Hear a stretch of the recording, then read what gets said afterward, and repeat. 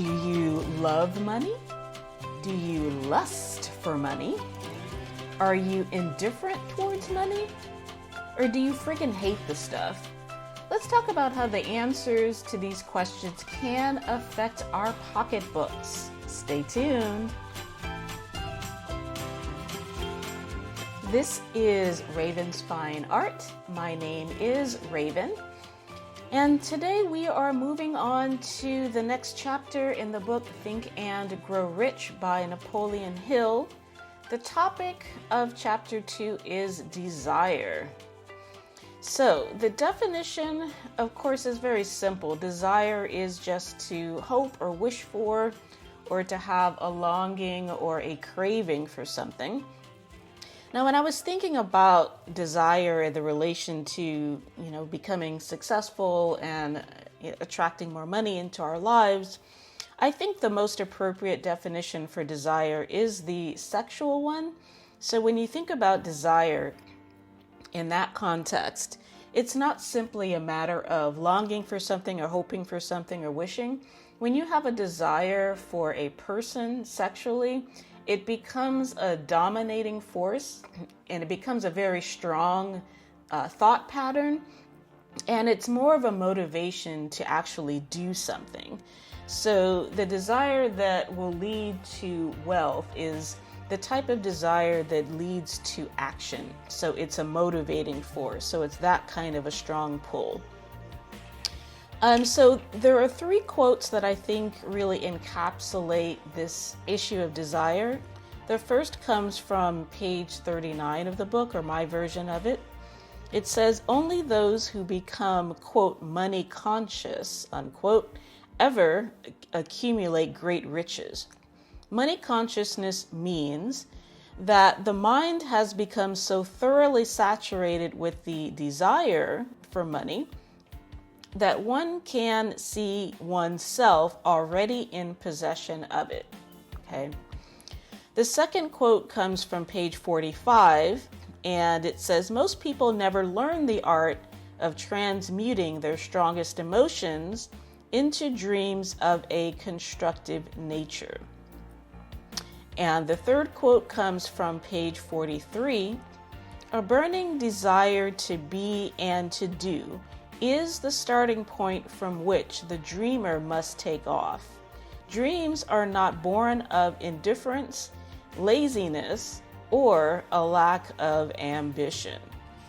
Okay, so that in a nutshell are the issues that we're talking about when it comes to making more money or achieving success in any field, however you define it. So first of all, you have to become money conscious if you want to make more money. I spoke about in the introduction last week about how it has to become important to you. If it isn't important to you, then you're not going to be able to make more of it. Even though a part of you may want to make more money, if it's not an important thing to you, it's just not going to happen. So you have to become money conscious. And you have to come up with your own reasons. Being money conscious, I think, is extremely important because your life isn't in order until your money is in order, period, full stop. If you don't know where your money is going, there's going to be a lot of other areas of your life that are going to be fairly scattered. Every month you're going to wonder what happened. That's really not a good way to go through life. And you don't need a lot of money to become money conscious. Now, I myself I've gone from abject poverty, not abject poverty like living under a bridge, but sharing a house with other people, as I talked about last week, and, having almost nothing. I mean, I think I was living at my lowest. I was living off of $1,000 a month in Los Angeles, which is far below the poverty level. Somehow I made it work, for a lot of reasons. I think my mind was right, but this area of my life was not right. So becoming money conscious was very helpful. And it started for me with a budget. And a budget really is freeing. It's not restrictive at all. It tells you exactly what you're working with. You start with the truth, and the truth shall set you free, as they say. So the issue, though, of desire is that, to me, when I was thinking about this, it is the easiest and also the trickiest of all the principles in the book. I say easy because most people have a desire for more money, so it's not like you have to talk people into wanting more money. The desire is there. It may be vague to some extent, or there may be some mixed feelings towards it. I think that's the most common. But there's almost always universally a desire to have money and certainly to have more than you have right now. But that's not good enough, as we talked about. The quote of dreams are not born of indifference, laziness, or lack of ambition. So just because you want something doesn't mean you're going to get it. If you're lazy, if you're basically indifferent, and if you don't have any ambition, then you can't expect to, have your dreams come true. You just have to settle for whatever life gives you. And that's fine, but that has to be a conscious choice. And you can't blame anything else, any other people. If you're lacking in ambition, then that's a choice that you've made, and that's fine. But just recognize that it is a choice. But I say that desire is tricky because it can easily backfire. And I don't hear this talked about very much, the whole backfiring of desire, either because people are maybe not conscious of it or haven't thought of it that way, but it can definitely backfire. And I think that's why a lot of people may have a push-pull relationship with money, because they see it backfiring and they may not put it into those words, but there's something about having money that looks unappealing to them. And to really kind of bring home what I mean about all this, I'm going to read a passage from the Bible, okay? This is from 2 Samuel 13, 1-20. And once I'm done, I think you'll understand why I'm reading this, but it's a cool story nevertheless, okay? So this is in the time of David, in the Old Testament, King David. So it says, in the course of time, Ammon, son of David, fell in love with Tamar, the beautiful sister of Absalom, son of David.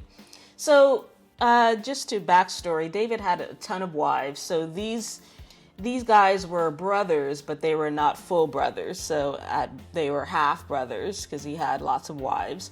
So Ammon was one of the sons, and Tamar was a daughter from another mother, and she shared a mother with Absalom. So Absalom and Tamar are full brother and sister, and Amnon, son of David, is the half brother. Okay. All right, moving forward. So Amnon became so obsessed with his sister Tamar that he made himself ill. She was a virgin, and it seemed impossible for him to do anything to her. Now, Amnon had an advisor named Jonadab, son of Shimei, David's brother. Okay, so Ammon had this advisor who basically is his cousin. So Jonadab, this cousin, was a very shrewd man. He asked Amnon, "Why do you, the king's son, look so haggard morning after morning? Won't you tell me?" Amnon said to him, "I'm in love with Tamar, my brother Absalom's sister." So then here's Jonadab.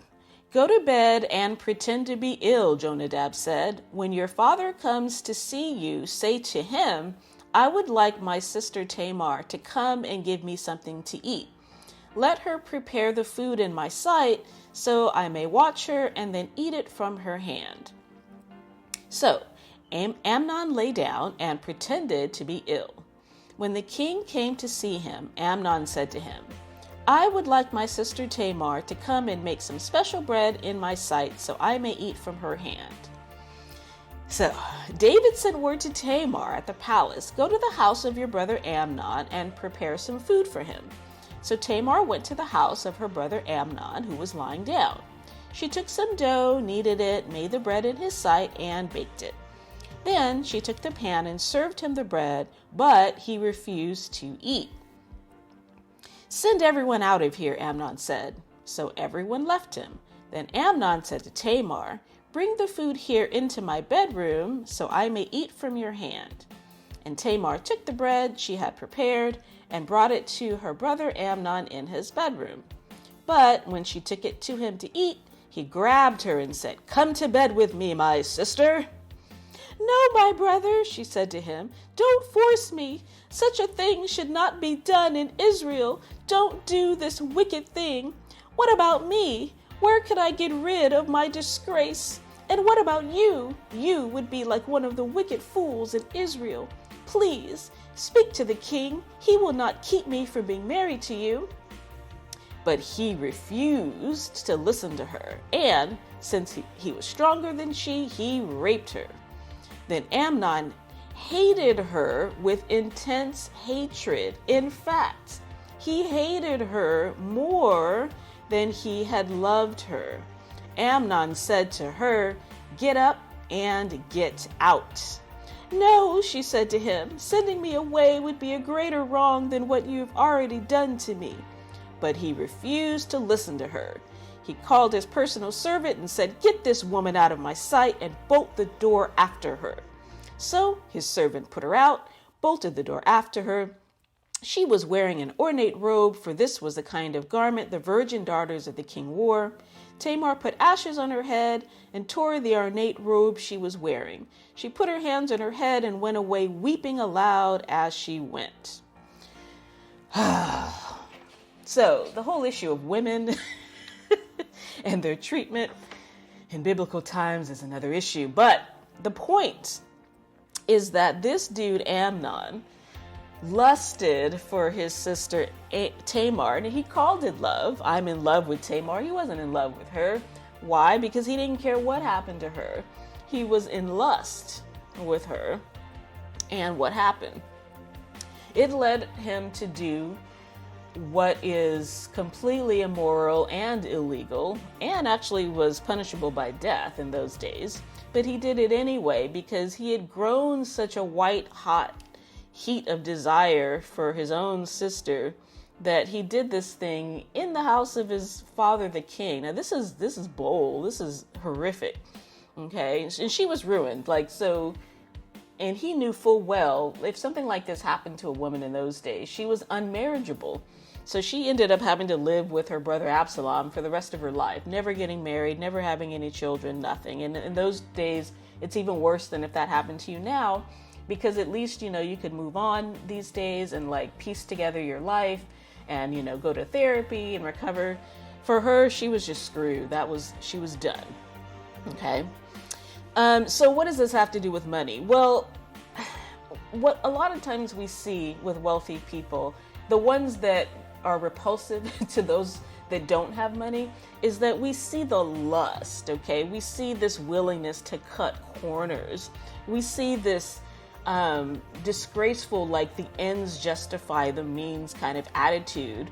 And so it turns people off. So if you're in that place where you've committed to making more money, you do have to look out for the love versus lust phenomenon, okay? So there is another place in the Bible where it says the love of money is the root of all evil. But in that context, it really means lust. A lot of times it was used, love, but it's lust. The lust for money is the root of all evil. But when you think about love, let's look at it from a dating perspective. So look at it like Tinder. If you're on Tinder swiping left and right, people are just bodies. You're looking for something to feast your eyes on. You're looking to get something. But compare and contrast that to a marriage app. I don't know, the ones out there, the ones that are more religious based, or eHarmony, one of those that's more geared towards people looking to settle down. Your attitudes towards somebody that you potentially want to settle down with, yes, you have that desire, but it's a desire that leads to commitment. It leads to wanting to do things on their behalf. It leads to wanting to contribute. It's not selfish like lust is. Lust is selfish. Lust is cutting corners. Lust leads you to immoral behaviors. Lust is more in the moment, whereas love is a long-range, long-term plan, okay? So when you're thinking about your attitude and you're thinking about what kind of desire you need to cultivate, it's the marriage desire, not the Tinder desire, okay? So the book goes through 6 steps towards making money and harnessing that the power of desire. So the 6 steps are this. You need a precise amount of money that you want to make. Okay, now a lot of times people fall down on this because they think, well, I don't care. I just want to make more money. So the reason why the precise amount is important is because what you're trying to do is you're trying to direct your mind in a focused way. So it needs something to hold on to. It can't do the whole vague, like, I want more. $5 is more. So you can't do that. Even if, let's say, you surpass it or you don't quite reach it, that's not really the point. The point is that your brain needs something to fixate on. So you need a precise amount of money. That's step one. Step number two, what will you give in return? Okay, that's very important. What will you give in return? The third step is establish a definite date. Again, this is giving your mind something to fixate on. You need a date. Now, whether you exactly reach that date or whether it's sooner or later, that's not ultimately important, but you have to set a date. It's like the marriage analogy. So let's say a couple has been engaged, okay? And let's say they've been engaged for 5 years, okay? So engaged at that point doesn't mean as much because you don't have a date. Set the date, okay? Set the date. The fourth step is you need a definite plan of achievement. So again, like whether you end up following this plan verbatim or whether you vary off of it and change it down the road, that's fine. I mean, of course your plans will change as you grow and develop, but you need to have some kind of a plan. And it doesn't matter what it is, just come up with something and write it down, okay? The next is you're going to put it all together and you're going to actually put all of this stuff into writing. So you're going to put down the precise amount of money. You're going to write down what you'll give in return for the money. You're going to establish a definite date for the money. You're going to have a definite plan of achievement. And all of this is going to go into writing. And then the sixth and last step is that you're going to read this statement aloud twice a day. Okay. Now, the reason why reading it aloud twice a day is important is that you're telling yourself what's going to happen. Because if you already had the capability of doing this, you would have done it already. So what you're doing is you're in training. Okay, your brain is in training. It's like, think of it like a military boot camp. So the guys that go into the military, they're already young and they're in moderate shape to begin with, which is why they're interested in joining the military, but they're not yet ready, okay? They're not yet fighting material. They're not soldiers yet. So they have to go through boot camp. So while you're achieving your success goals, your career goals, and your money goals, you're in boot camp, you're in training. So this is part of the training. You have to exercise, okay? And exercise means you have to read this statement aloud to yourself. Morning and night. And the reason why morning and night is important to bookend your day like that is because that's when your subconscious is most receptive. And that's the most important reason. But also you're basically bookending your day with that. So you're telling yourself that this is important because you're starting and you're ending with this. It's like brushing your teeth. Okay, being clean is important, and having your mind right is important. Okay. Now, a tool that I found to help with this is two things. One is this app called Think Up, and the app allows you to record, like, say, affirmations and things into it, and then it's in your voice, and then you play it back, and it plays it like in a loop. You can do several in a row, and then it loops them. And this is a really cool tool. I really recommend it because in a way it's similar to saying it out loud because it's in your own voice and you're hearing it back. So it's the hearing it that's important. You've got to hear it. Because that's how you start to believe that it's possible. If you don't have that app, because it's on the iPhone, I don't know if it's on Android, so let's say you don't have iPhone, then just use your phone's recorder and you can just record your statement into that and then play it back for yourself morning and night. And if you get into the habit of doing that, you're going to gradually and eventually you're going to really believe that this is all possible. Okay. All right, so that is actually it for today. Basically, desire is very important, but you're going to have to look at what kind of desire you're cultivating. You want to fall in love with money. You want to commit to money. You do not want to fall into lust. Don't forget Amnon and his ridiculous and horrific behavior towards Tamar, okay?